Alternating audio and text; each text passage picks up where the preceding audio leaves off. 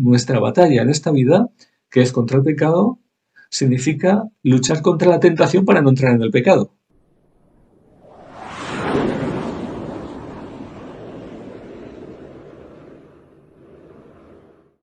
La tentación, nos dice Santiago en su carta, capítulo 1, versículo 14, dice lo siguiente: que cada uno es tentado por su propia concupiscencia, que le arrastra y le seduce. Después, la concupiscencia, cuando ha concebido, da a luz el pecado. Y el pecado, una vez consumado, engendra la muerte. Estamos hablando de realidades muy serias.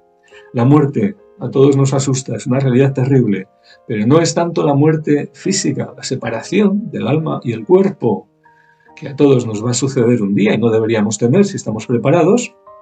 Nos va a suceder a no ser que Cristo regrese antes, ¿verdad? Pero no es tanto la muerte física de la que está hablando aquí, sino de la muerte en el espíritu. Y esta es mucho más terrible, porque quien muere en Cristo está vivo, vivo para gozar de Dios por la eternidad. Sin embargo, aunque tenga que pasar normalmente por el purgatorio, ¿verdad? Por un tiempo, pero llegará a la gloria. Sin embargo, quien está muerto en el espíritu, quien no tiene la vida espiritual, la vida divina en él, quien ha perdido la gracia, o no la ha recibido, no se ha convertido, no ha sido bautizado, quien está separado de Dios, ¿qué ocurre con esa criatura? O con ese hijo de Dios que ha perdido la gracia. ¿Qué ocurre? Pues que está en una situación de recuperar la vida, de recibir la vida, pero no la tiene. Luego, eso se llama muerte espiritual, muerte en el espíritu. Y si no se resuelve en esta vida, y Dios nos da a todos medios para poder recibir su vida, porque tiene misericordia de todos los hombres y nos busca de tantas maneras.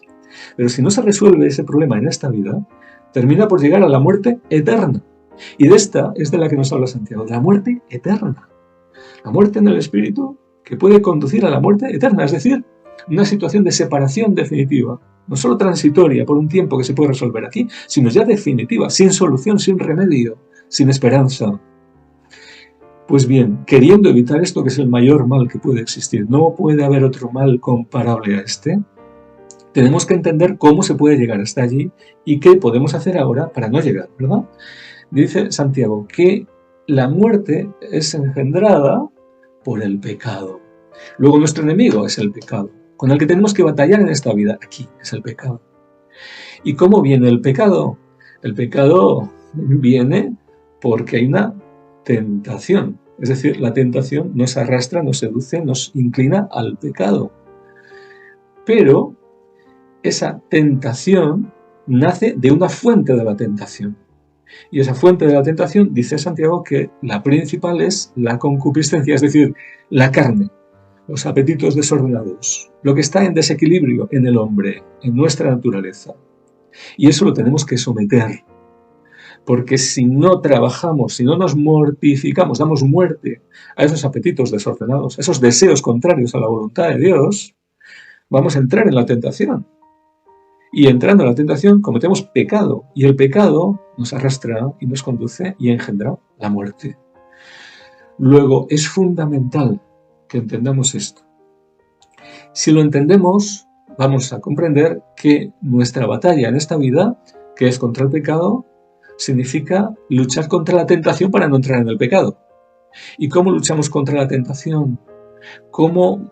La tentación que nos viene sobre todo por nuestra carne, nuestra concupiscencia, fuente principal de tentación, pero también por el diablo y por el mundo, que colaboran con los apetitos de la carne para seducirnos y apartarnos de Dios. Pero bien, ¿cómo luchamos contra las fuentes de la tentación? Y la que tenemos más cerca de nosotros, que nos acompaña siempre, nuestra propia carne que nos seduce con sus concupiscencias.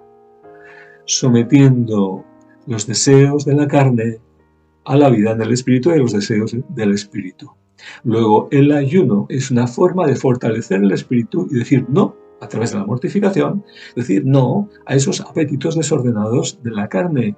Y aunque sean ordenados a través del alimento natural, que todos necesitamos, podemos dilatar la recepción de ese alimento con un tiempo de ayuno, con una práctica del ayuno, para demostrar que tenemos el control de la situación y que no nos dejamos seducir por los apetitos de cualquier manera, fortaleciendo el espíritu y colaborando nuestro cuerpo en ese objetivo, que Cristo reine en nosotros y vivamos la vida de hijos de Dios.